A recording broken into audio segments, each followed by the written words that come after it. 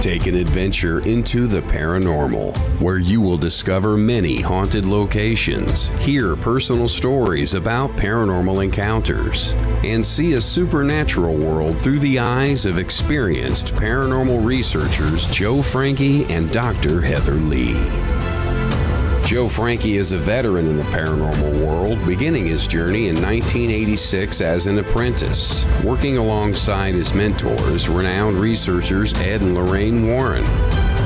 Today, Joe is an accomplished paranormal researcher, demonologist, consultant, and lecturer with over 37 years of experience.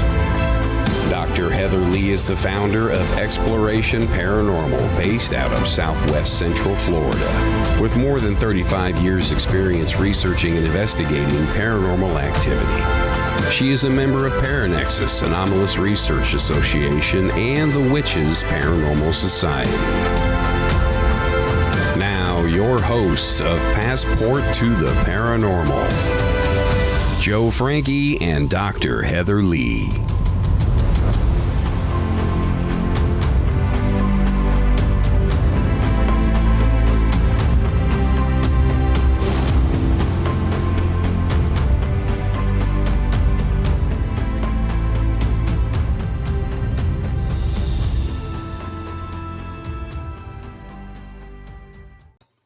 Hey, good evening, everyone. Good evening, Joe. How are you doing? Hey, good evening, Heather. How are you? I'm good. I almost said good morning because I'm so used to doing morning shows. And while that intro was playing, intro's amazing. Todd did a great job, but I was going to freak him out by saying he spelled my name wrong again. But Todd, no, he got it right. So he always laughs at me from behind the scenes. But yeah, looking forward to this. Is an amazing new adventure that we're starting. So I'm looking forward to it. Yeah, you twisted my arm enough. I finally gave in. I'm usually on the other side being interviewed now. Right. Now it's your turn. Waiting to see how much trouble I can get myself into. Oh, definitely. We can get you in a lot of trouble. But because we only have an hour, I don't want to waste too much time chatting back and forth. We could do that next week. But this week I have a special guest who I invited to be on our premiere episode. And so make sure you guys have your questions ready. Feel free to ask us any questions about the paranormal, because between Joe, myself, and our guest, you have more than 100 years of paranormal experience in front of you. So make sure you get those questions ready. No, my wife isn't. And one person got it right on our Facebook page. So let's bring in our special guest so everybody can see who it is. Oh, my gosh. Hey, John. Buddy. How the hell are you? I am good. How are you? Oh, my goodness. It's been a couple of years, buddy. Yeah, it's been a few. It's been a few since we caught up. Yes. Oh, absolutely. My God. You know, so many times I've been looking to pick up the phone and call you. I'm so sorry. Dude, it's with all of us. It's all of us. You're still in the same place, right? Oh, yeah. Well, you're only 20 minutes from me. Well, I'm a New Englander. We never move. We stay in the same spot. Yeah, I know. I was born here. I'll die here. We'll been there for a while. Good to see you, John. Holy shit. Good to see you, too. Ooh, Good to see you. Yep. Thank you for joining us today. You know, you're not in trouble. Nah, you can get away with a lot more today, Joe. Oh, my God, John. So good to see you. Oh, boy. Yeah. What a blast from the past, huh? Yeah. Yeah.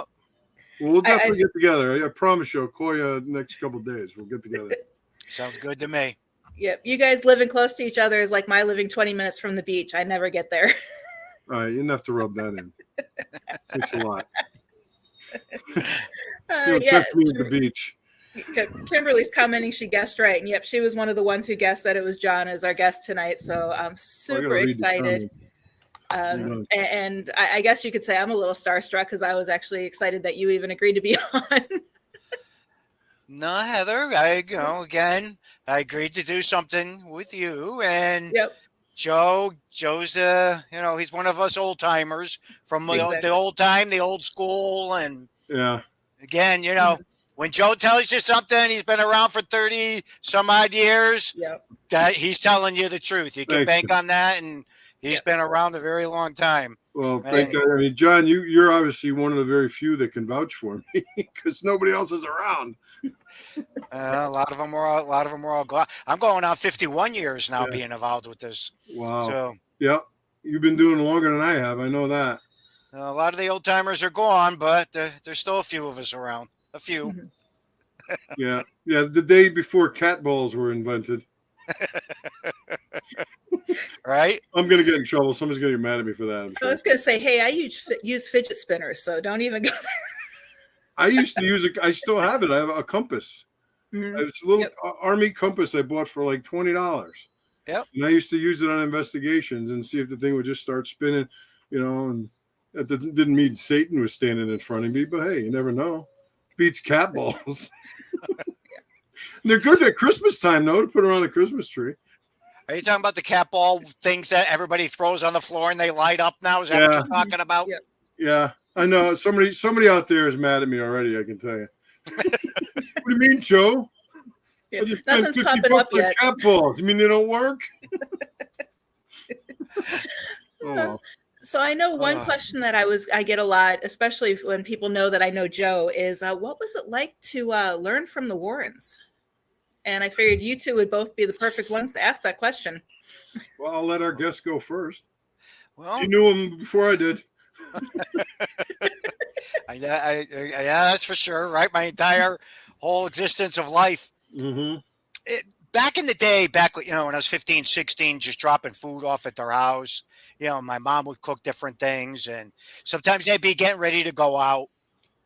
And my uncle would just say, come on, go with us. And I would jump in the car with them. And, sometimes we just end up on a case. We'd end up different places, or you just never knew. So it was an adventure a lot of times. But I really didn't look at it as, something unique or anything. I had an aunt and uncle, and they chased freaking ghosts. That's how I viewed it and looked at it, because it's always been a part of our lives. I mean, how many, me and my 5 other cousins that grew up together, we're all in the same age bracket. We used to look forward to my uncle coming over at Christmas time or Easter, because he would start telling us ghost stories. So, again, it was the coolest thing with all that. The only thing I look at, and I probably, bothers me tremendously, is that I wish they were around, the both of them, long enough to see how, the movies worked out and, how successful some of that actually ended up going, as far as the movies go, with the exception of Annabelle. I won't even talk about Annabelle movies. But.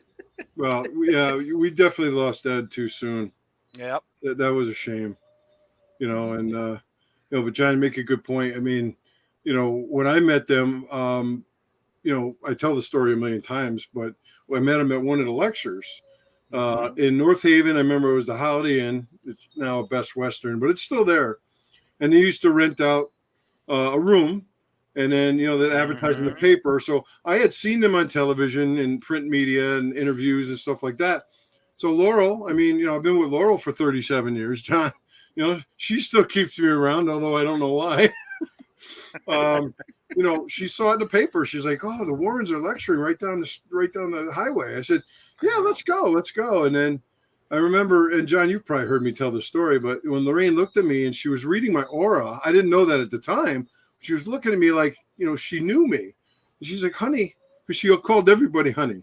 Yeah. "Honey, have we met before?" And I said, "No, Lorraine, I've heard a lot about you guys and seen you on television." And I said, "I'm really excited to be here." And she's like, she goes, "There's a reason why you're here tonight. Make sure you come and see Ed and I after the show. I want to talk to you." Okay. I was 18 years old in 1986, I think it was. And so we got through the lecture, and I know we only have an hour, Heather, so I'll try. Oh, you're fine. But, we got through the lecture, and afterwards, and Ed's like, "All right, come on, let's go. Lorraine, let's go." And Lorraine she was so sweet. She's answering everybody's questions. There's a crowd of people, and Ed and Tony are packing up. "Come on, Lorraine, let's go." He's going out the back door to the station wagon. And so we went over across the street. There was a diner. We always went to diners. Oh, yeah. Ed taught me that well. Every time we did a lecture or an investigation, we'd go to a diner and then recap the events of the evening and things like that. So I'm sitting across from her, and she's holding my hands, and she's reading my aura. And she says, "Honey, I can tell you were meant to do this work. Would you like to come and work with us? You know, and I'm like, wow. You know, I'm like, yeah. You know, so I mean, that's really how it started. She kind of, Ed's like, come on, kid. You know how he used to call us all, kid? Come on, kid. What are you doing today, kid? Nothing. I'm just mowing the lawn. Put the lawnmower away. Come down. I want to show you something. You know. Yeah. So we go down in his office off the museum and it'd go over some stuff with me. But then we used to go to the classes at the Hawley Manor. And this little back room probably is a little bit bigger than a broom closet. And that's when Ed would bring in the tapes and the notes and everything that they had from Amityville and the Enfield Poltergeist and Rhode Island, the Conjuring movie, the cases the Conjuring movies are based on. And he'd play the tapes and okay, this is what happened. And I'm just in awe, you know. I'm like, you know, he's telling these stories and, you know, I hear him this big, strong guy, you know, I'm not scared of anything. I was pretty scared. People are always like, oh, Joe, weren't you scared? I'm like, well, yeah, I'm human, you know. But so funny little story. First time we used to do psychic photographs, Stepney Cemetery in Monroe, where they were laid to rest. And I went out and I bought a new camera for the occasion. I brought a brand new, I think it was a Vivitar, because I couldn't afford a Canon. Still can't.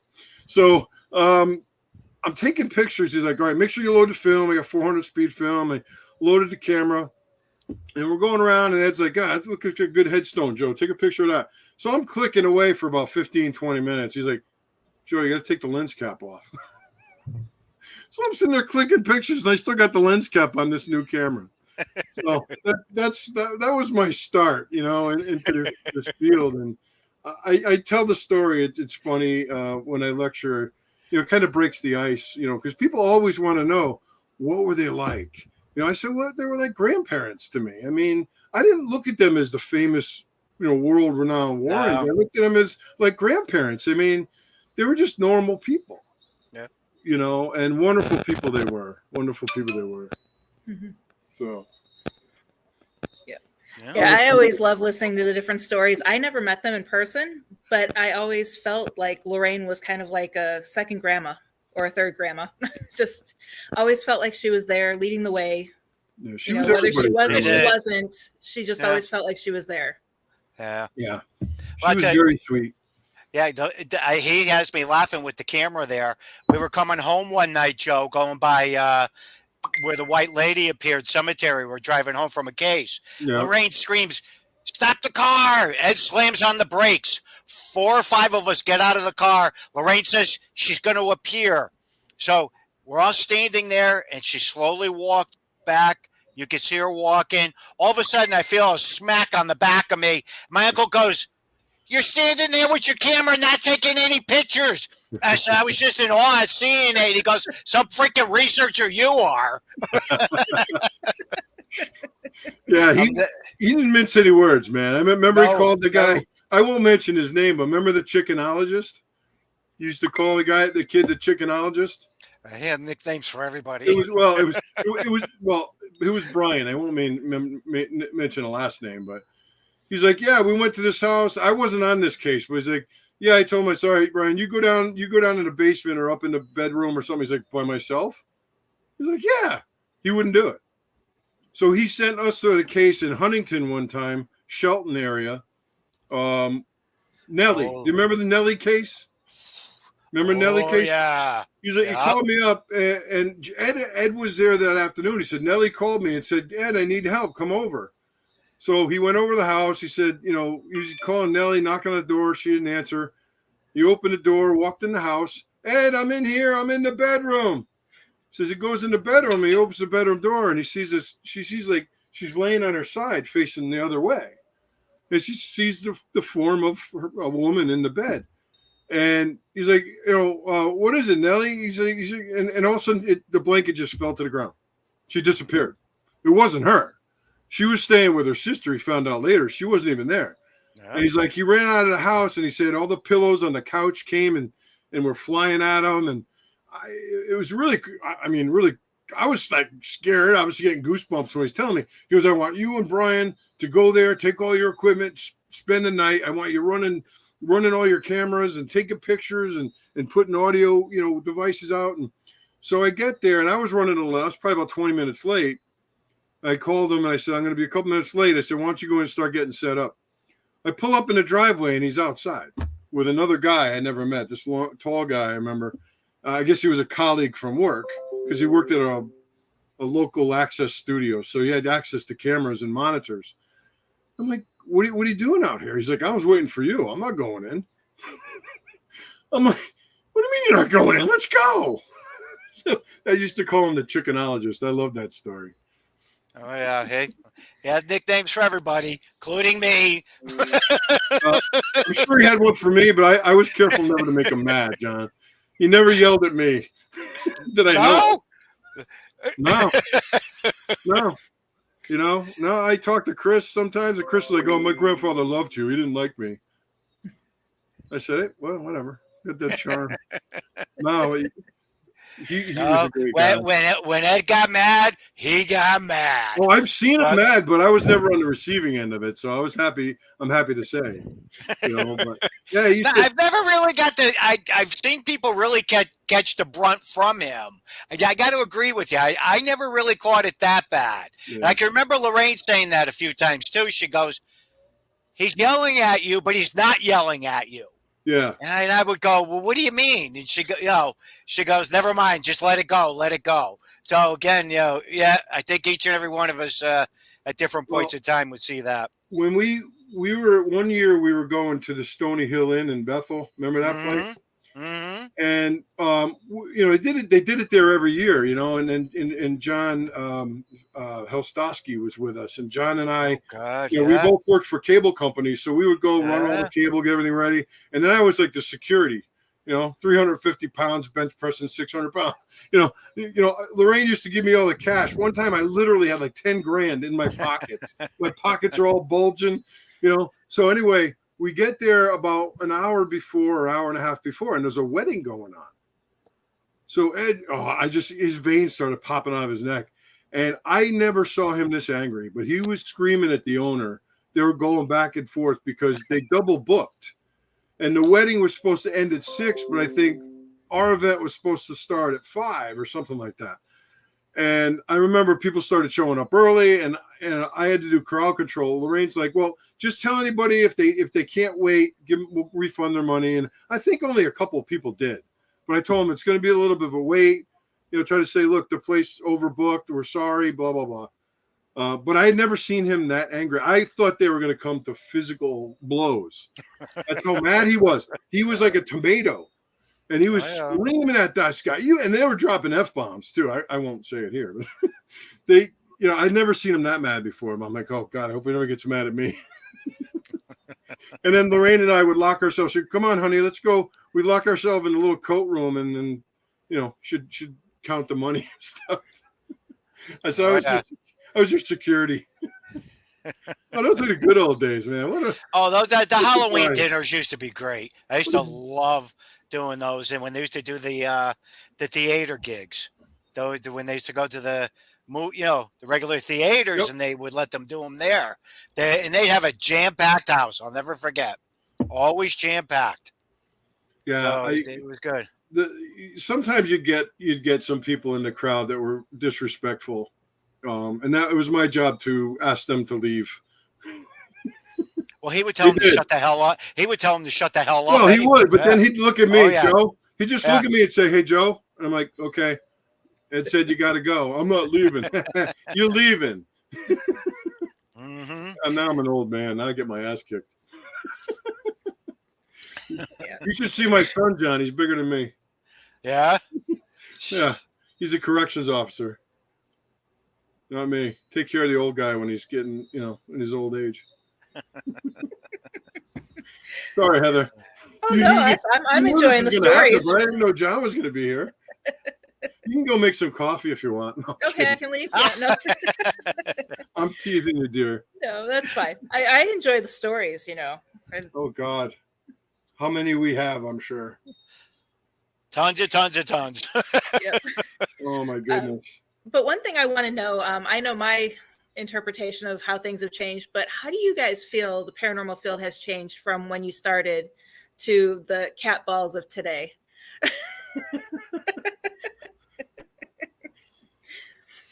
it's difficult because I try to adjust.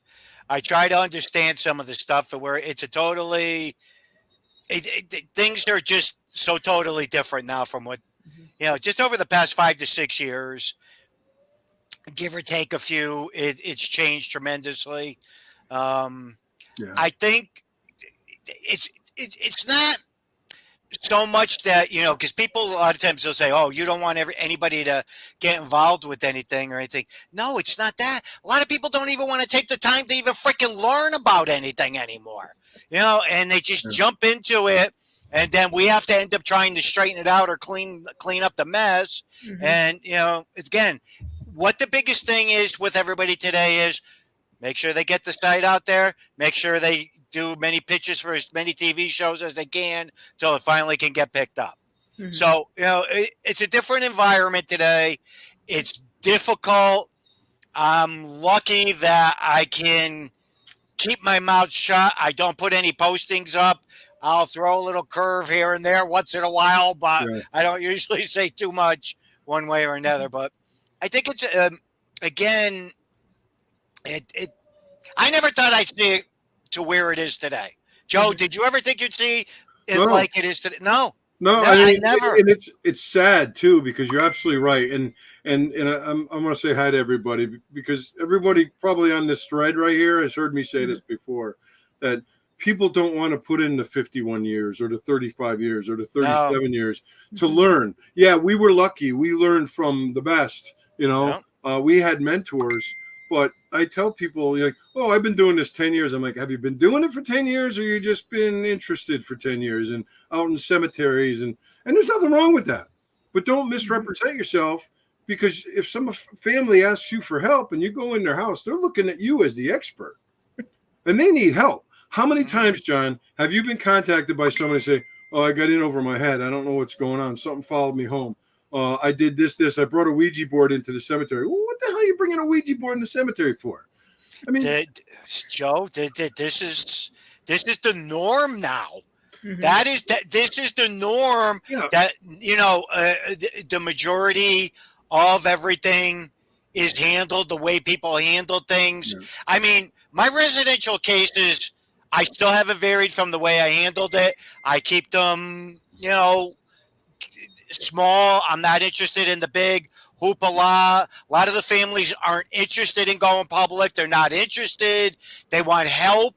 Okay, go in, try to help them, see what we could do to help them out, and move on. I don't even put pictures up. I don't, it's not that big of a deal. To me, it's more, if I'm able to help somebody out and get them to be able to move forward, fine. They don't want to ever go public or talk about it. I'm perfectly fine, but a lot of them don't do that today. None of them really do. I mean, I still have equipment that I used. I mean, the best evidence I get is from my 30-year-old Sony magnetic tape recorder. I still use mine. I mean, I have my Bible, I have my holy water, I have my crucifix, I have my rosary beads. I have two sets. I have a set that Lorraine gave me years ago, and then I have a set that were blessed by the Pope that a friend of mine brought back from the Vatican. But I don't, like I said, I mean, I joke about these cat balls and stuff like that, but I don't use this stuff because it's unproven. Mm-hmm. People are like, oh, they're going off, or, maybe they happen to go off when you ask a question, and people start freaking out. But it's like, okay, you go into a house or a place of business or something, and you do find something, or you find something in there, or something happens. Then what do? What are you prepared to do about it? You just want to capture that evidence and, like you said earlier, sell it to the highest bidder and get your 15 minutes of fame. What are you prepared to do about it? Ed used to say that. He's like, these investigators, he goes, they only do half the work. They go in with all this equipment, maybe find something, but then they're like scared out of their minds. How many times you got a call from a homeowner saying, I had this team in here. They got scared and they left. They couldn't get out of here fast enough. And they just left me hanging. They won't take my calls. They won't show me they won't tell me what happened. They won't show me any evidence. But yet you turn around, you look them up on the internet, and they're still out there going on to the next case. Meanwhile, they left this family hanging. And you're dealing with real people, real emotions. And you can't do that to people. I mean, are there cases where there's nothing we can do? Yeah. There has. I had one back in 2011. Well, I had one in 2011. I got to mention. There was a couple of sisters. They lived together, and one of the sisters wasn't married. She was single, I believe. She was a little older. The younger sister had a husband. She had 2 teenagers, twin daughters that were 8, and then a baby who was like a year and a half. And the baby seemed to be the target of the activity. And I've got pictures. I got video of the baby being slapped across the face. I mean, a year and a half old, you know? Mm-hmm. And what happened was the brother-in-law and the sister-in-law hated each other. Mm-hmm. They could not get along. They hated each other. They couldn't stand being in the house when the other one was around. And I pulled her aside early on in the case, and I said, listen, unless you guys come together as a family, I'm not going to be able to do anything for you. I said, because it's just feeding off all this aggression and this fighting. You know, she's like, well, I hate him. I said, well, you better start warming up to the fact that this activity is not going to go away, and it's probably going to get worse. You know, and this is a case where I actually had their local priest was going to come in and just do a blessing. I mean, he couldn't do an exorcism, but he was going to come in and do a blessing. About an hour before, John, he calls me up. He's like, Joe, I can't go. And I'm like, what happened? He's like, I can't talk about it. I can't go. He was scared.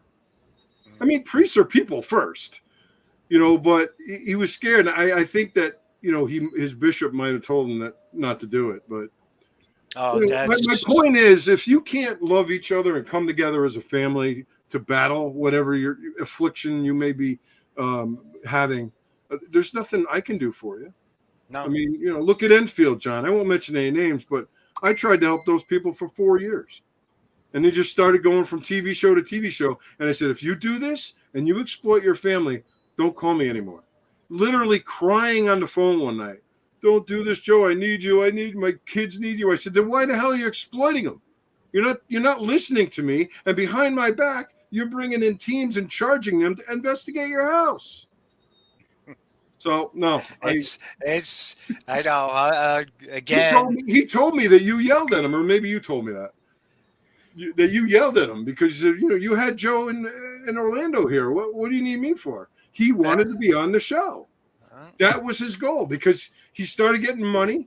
I remember the producer from My Ghost Story called me once, and he wanted some information. And he's like, this guy and his wife are driving me crazy. I was going to fly him out to LA for 2 days, do the segment and then send him home. And they were complaining. They're like, well, that doesn't give us any time to see the sights or whatever. And he's like, I'm not paying for you to see the sights. I'm paying for your story.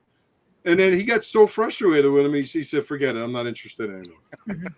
So it's not only these so-called investigators, it's also the people that are looking for help. Oh, yes.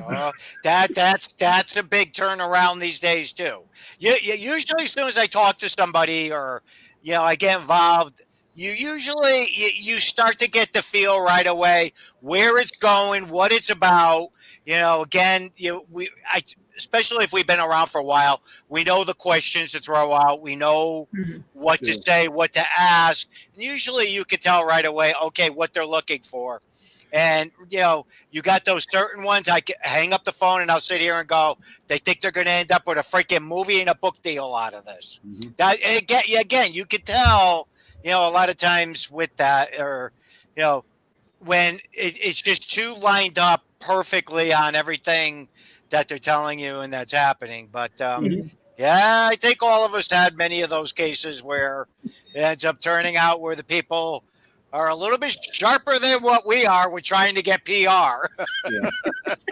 Well, I remember, a few years ago, remember I called you and I said there was some producers were asking us if we were interested in doing the show. And you looked, you like, are you effing crazy? And you told me what you had gone through and how they wouldn't even let you watch the segment until it aired. And I'm like, I'll be damned if I'm going to let some 24, 25-year-old snot-nosed producer fresh out of college tell me what to do. Oh, Joe, no, you'll be killing people. I told him, I said, I'm going to do what I do, and you're going to let me, or it's no deal. And it was always no deal. I'm not interested in being on TV. I always tease and say I have a face for radio. Maybe I should turn my camera off. In that aspect, I've actually been lucky. I've had a production company that I trusted, and I think they did a good job with I'm not but I've saying heard they're all bad, but I've the ones heard I horror think- stories. It's just all I want to do is help people that need it and educate people. Mm-hmm. Educate, would-be paranormal investigators. Look, if your heart's in it and you want to really help people, I'll help you. But let's cut through the BS. Are you just looking to get, the money shot and try to sell it to the Travel Channel or something? I mean, you can tell those people a mile away, and that's most of what's out there. I'm not saying everybody, but most of what's out there, because I say things sometimes and people get upset with me. Well, Joe, they get upset with all of us. But I tell it like it is. That's here again. Dude, that's one thing I gotta say. You do the same thing I do. You just say it like it is. And you know what? If somebody doesn't like it, oh well. People don't want to hear the truth. I mean, I've never turned my back on anybody, but even the people that are being afflicted, I tell them, I need you to do this and this. Well, I can't do that. I'm like, well, what do you mean? Do you need help? Oh yeah, I want help. But I'm like, well, then I'm telling you, we've got a case we're working on now, where the woman hasn't done anything we've asked of her. Anything. Then it takes away from going and moving forward with helping somebody that is looking for the help. See, I'll cut the ties quick. Ed, he used to try to drill that into me like I couldn't believe. He would always say to me, "You need to know when to walk away, kid. You need to know that." And I go, "But they need help." He goes, "You're missing it." Joe, so many of those things will come back now. And I'll stand there and go, "Son of a gun, he was freaking right." Yeah, he goes, "You got to know when to walk away," and he's 100% right. He goes, "You got to walk away and not look back." Look, I love the man. I know you did. He was a little rough around the edges at times, but like you said, when I think back, I'm like, he was right. He was right. You be honest with people. Anything less would be disrespectful. And if they don't want to hear the truth, then I can't help you. Yeah. And then some of them will turn around and say, "Oh, it left me hanging. You wouldn't help me." No, that's not the truth. You need to help yourself. You need to help me help you. I'm not coming in with a proton pack on my back with the ecto chamber. I said, if your house has something in it, you need to take your house back. This is your home. That's my biggest pet peeve, is when someone's like, "Oh, I don't want to go in my own house," or I don't want to go in the laundry room downstairs or go up in the attic. You're paying a mortgage or rent on your home, and if you need me to come in and hold your hand because you're afraid to go somewhere in your house or go in your house alone, that's a problem. I said, you need to help me help you. I'm not going to come in and do all the work. You're going to do it. I'll back you up. I got your 6, but if you're not going to listen to us and do what we ask of you, and we'll guide you and give you strength, but it frustrates me. Can you tell? It frustrates the hell out of me. And everybody on this thread knows what I'm talking about because I know them all. Okay, here's a good advantage, and you have this too, where when you do have this, you're talking to these people, and then you're listening, and I'll go, "Okay, have you had any paranormal groups in there? You had anybody in there trying to help you?" And then they'll get quiet for a minute, and then they'll go, "No." Right then and there, they're lying to you. Yeah. And then when they start giving you other information, and I'll go, "Well, okay." But then when they do tell me, and it's people that I know, and I know how they react, and you're making me bring it up because they'll say, "Oh, they walked away from me," and I'll go, "I know them. If they walked away, there's a reason." Mm-hmm. What? I go, "I know them. Don't try and tell me, about somebody I know or why they walked away, probably because you didn't want to follow through with anything. Oh, well, you guys should be coming in here and fixing everything." No, that's not what we're about. No. So again, Heather, you can tell we're the same. You see how both of us get all freaking fired up. John and I and everything I agree with. I mean, my favorite is let's get a DNA test. My favorite is when you tell them that it's only your team coming in, and like for us, it's just the 3 of us, my husband and my son and I, and they're like, "Oh, just you 3?" And it's like, "Well, who are you expecting?" Oh yeah. So who do you need? How many do you need? Right. Yeah. You can't do an investigation with 50 people. That's why I love these public ghost hunts. Look, they're fun, they're entertaining, but that's what they're meant to be. That's exactly That's it. what they're meant to be. They're fun. It's entertainment. People pay a lot of money. You know, John, we don't charge a penny for what we do. We never have. And I could bring my wife on the next show, and she could vouch for that. We don't charge to help people. I never have. You know, how many people have come to you and said, "Oh, you know, I've been charged $10,000 so far, and it's still here." I'm like, well, you know, and then you know they go back to the person that charged them because this happened to Lynn in Meriden. You know who I'm talking about, right? She was charged $10,000 or $15,000. This woman came in and said, "It's clear, it's gone." It wasn't gone. I knew that. But then when Lynn called her up and said, it's still here. Well, you must have brought it back in. You must have gave it recognition and brought it back in. It was BS story. Meanwhile, she bilked her out of thousands of dollars. And I'm like, you call me. I'm one town over. I'll be right down. And all I'm going to charge you is a glass of diet soda. Yeah. You know, no, I never have. I mean, the one thing I will, if somebody's going to offer me some money, I do take it. And you know what? Donation. Yeah. You know what I do with it? I freaking split it up for everybody for money for gas. These people work. These people got families. Again, the price of gas and everything. I have no qualms with doing that. To pay for the travel expenses. I know it. It's crazy. We ask for travel expenses. I mean, I just came back from New York. It was going 5 days. Yeah. Me and 4 members of my team, 3 members, you know, and the family was extremely serious. They were very gracious. They paid for my gas. You know, they paid for the travel expenses for my colleagues.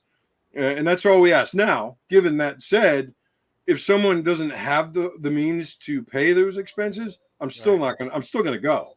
Yeah. Yeah. I'm never going to turn somebody away. Oh, I can't afford to pay for your gas or your hotel room. I'll be there. Don't worry. Yeah. You know, yeah. I don't know how many people can say that, but I know we can. I don't know. I got receipts dating back to the Stone Ages for gas and travel. I'll tell you, the good old days when it was nothing.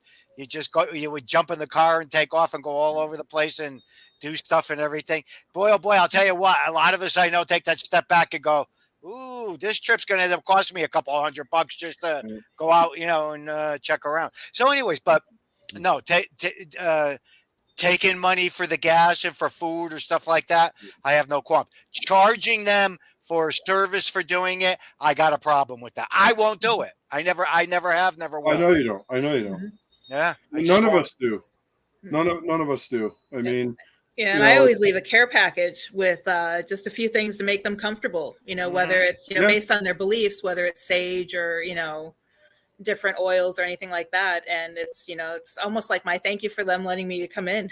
Yeah. and I'm helping them, but they're also helping me because I don't really want to say practicing, but that's essentially what it is. We're honing our skills, I guess you would say, with every investigation we do. Yeah. I'm still learning. I'm still learning. I mean, I learned from you guys. I learned from everybody here. I mean, I'm no better than anybody else. I'm just a guy that's been doing this a long time. You leave your ego at the door. I can't stand egos. Drives me bananas. I think one of the most important things with this is if we stop and we don't look at things differently, if we don't advance ourselves and look at, the big environment of things, we're never going to advance within the field.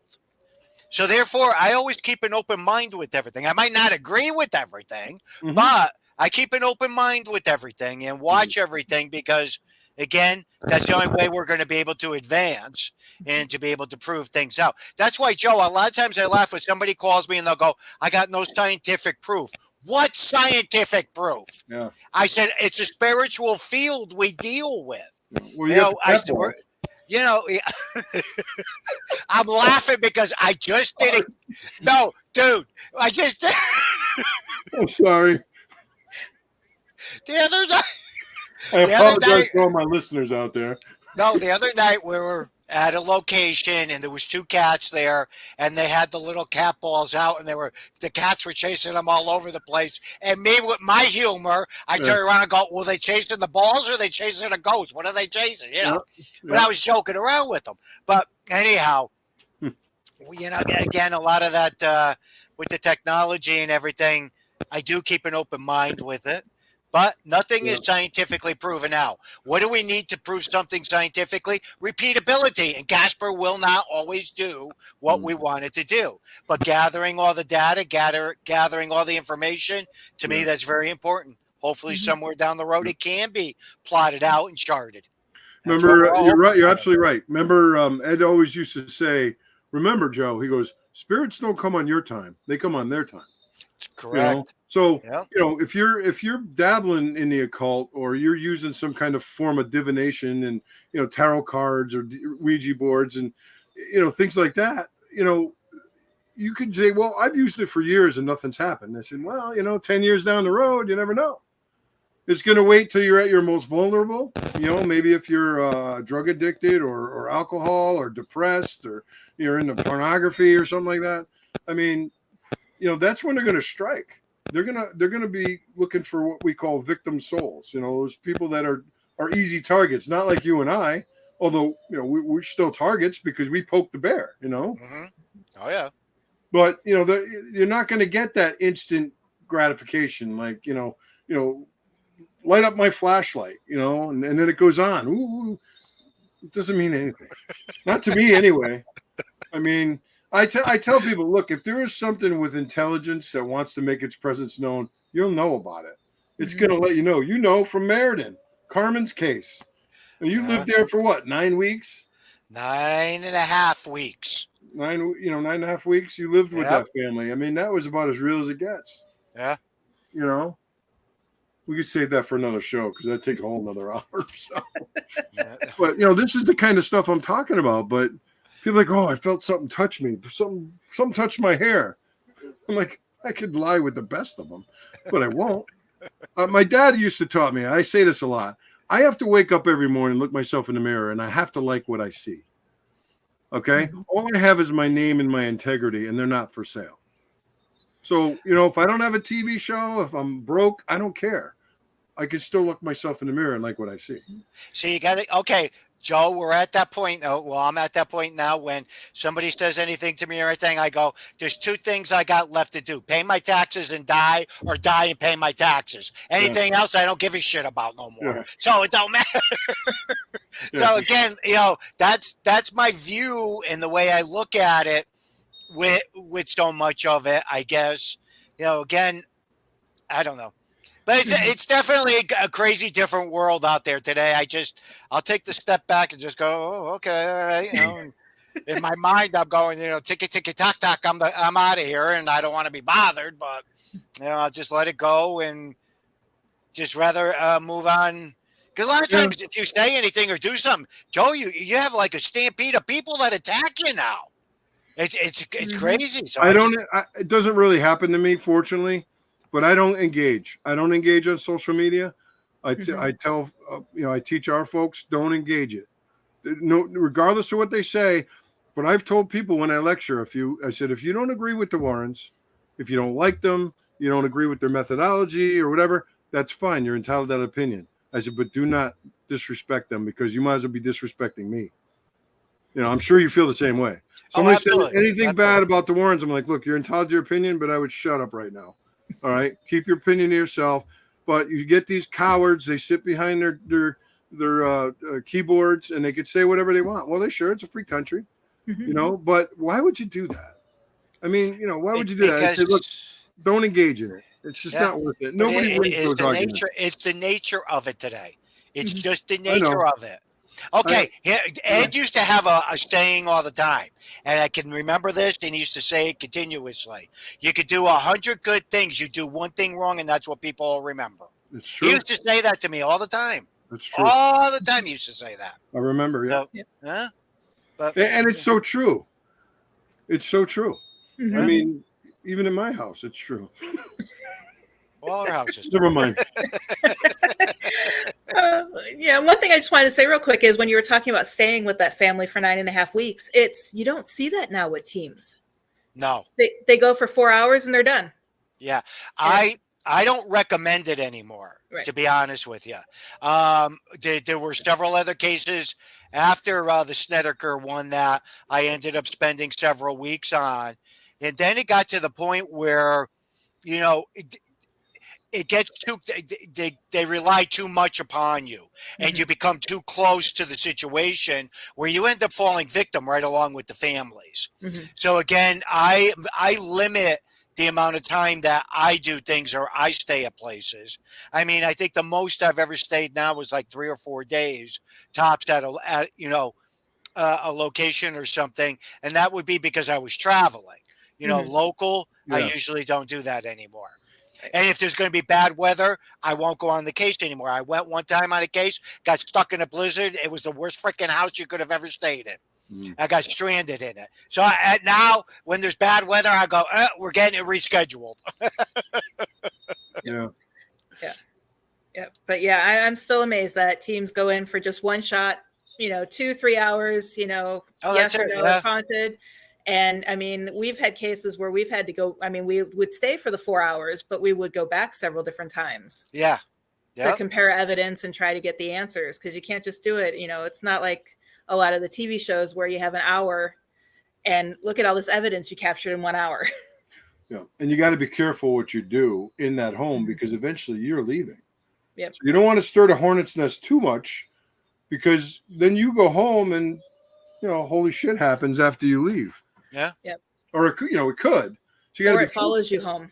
Yeah. Well, yeah. I mean, I have stuff happen to me all the time here. I mean, I remember one case. It's a kind of a funny story, but one case some years ago, something followed me home. I could feel it, and I was pretty pissed off that it was pretty persistent, And I said, if you go after my kids or my wife, I will kill myself and come after you in the afterlife. I was so angry. It left. I'm like, get out of my house, by the power of Jesus Christ. And I tell people, you need to invoke Jesus Christ. You don't just say, I command you to leave. No, just a man. He's going to laugh at me. No, so you got to be careful. When you have to poke the bear. If you're dealing with something demonic, you need to know what you're dealing with. You got to get it to identify itself, to reveal its identity. Remember, I would say that. I command you in the name of Jesus Christ, the blood of Christ, to reveal your identity. And now it has to reveal its identity. It may push back. It may take a while, but eventually it's going to give that up. And now you have power over it. But people today, they don't know how to do that. They go into these cemeteries or old churches or old asylums, and they think it's funny. And then they see something happen, or they hear a noise and they shit themselves. Sorry, I'm in trouble again. I'm going to be in HR's office tomorrow. I've asked Todd before. We can swear. I don't mean to, so I apologize. But I get fired up about this, and it upsets me because, people don't take the time to learn the right way. They just watch television shows. This guy said, this is how you do it, so it must be right. I'm like, well, this guy doesn't know his ass from his elbow. It just... Remember, John, I made a comment one day. I was watching this show, and I'm like, I'm never watching Sci-Fi Channel again. And you're like, geez, Joe, thanks a lot. Because the show the one thing I will say is, and I'm watching a little bit of it, that with the streaming networks, they're not as constrained as they were with the networks, the actual networks. So, when I do watch bits and pieces on different things, which is rare and far and few in between that, I'll sit and even watch anything paranormal. But again, I noticed they're a little bit more, opened up with it, where they're not, everything is so confined and constrained the way it used to be. I couldn't even talk about demonology on my show. We were not allowed to talk about demonology. I couldn't talk about demons, couldn't talk about certain things, couldn't do this, couldn't do that. And it was just like, I couldn't work like that. But that it was once, you learn and you understand what in details, Joe, it's like going to a job. Yeah. You got to deal with the bosses. You got to deal with the networks. You got to deal with the attorneys, the sponsors. There's so much that ties in with it. That, and I talk about this openly in my lectures too, that, people don't understand a lot of times, you can't say or do certain things because the liability factor kicks in right away.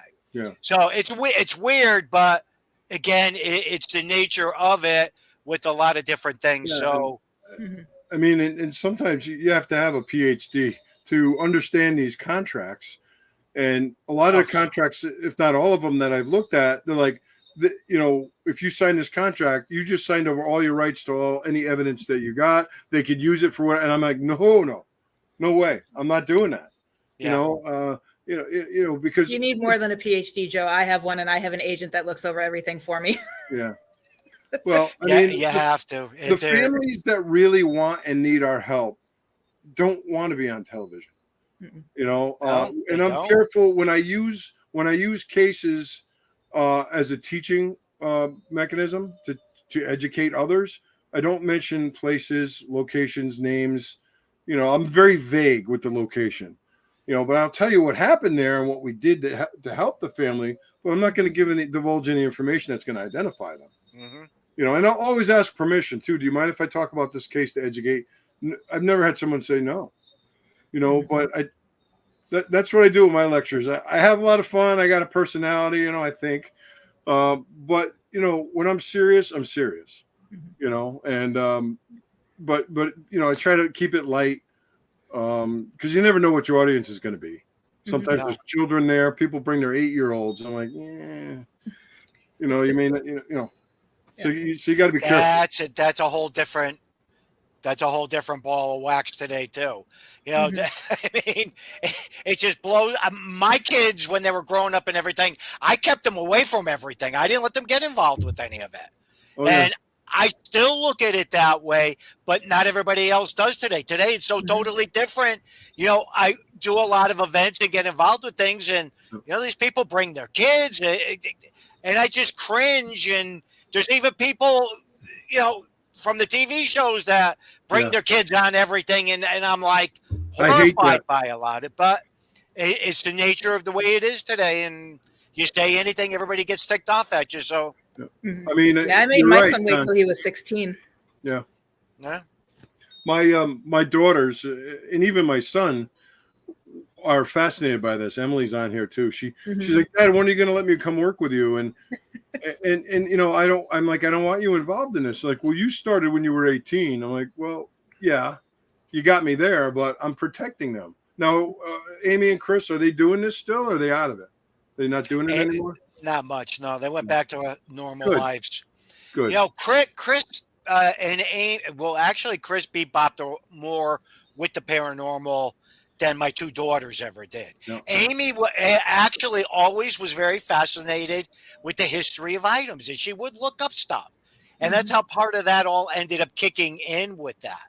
But all three of them really don't have that big of a fascination. My oldest daughter wants absolutely nothing to do with the paranormal, nothing. So again, which is perfectly fine. But now my three grandkids, my oldest daughter goes nuts. She goes, I knew this was going to happen. But my three grandkids, oh yeah, Grandpa, what are you doing? Grandpa, what's going on? Grandpa, do this. Grandpa, that. And my daughter will just sit there and shake her head. She goes, I said, you were the one that never wanted nothing to do with anything, and now all three of your kids are interested in it. So I get a big kick out of that. Yeah. Matter of fact, Heather and I were discussing possibly in one of our future shows having our kids. Now, my twins are 24 now, and my son's 28, so they're adults. But I said, Heather, why don't we bring the girls on and Aiden, and the theme of the show will be like, kids who have paranormal investigator parents or whatever, because they're fascinated by it. And they always they come to my lectures. Emily comes, helps me set up and everything. And God, she could probably stand up there and give one of my lectures. She's been to so many of them, but I'm just not comfortable at any age getting them involved, because I know what I've been through, and it scares me, because I know we all know how real this can get. Well, see, that's funny you're saying that, because there was something we were doing, and they interviewed my son, and he goes, well, your father never really got any of you involved with anything. And my son said, yeah. He goes, but we used to know anyways. We would hear him sometimes or see different things. He goes, I know what my father got involved with. I know some of the different things that he would talk about.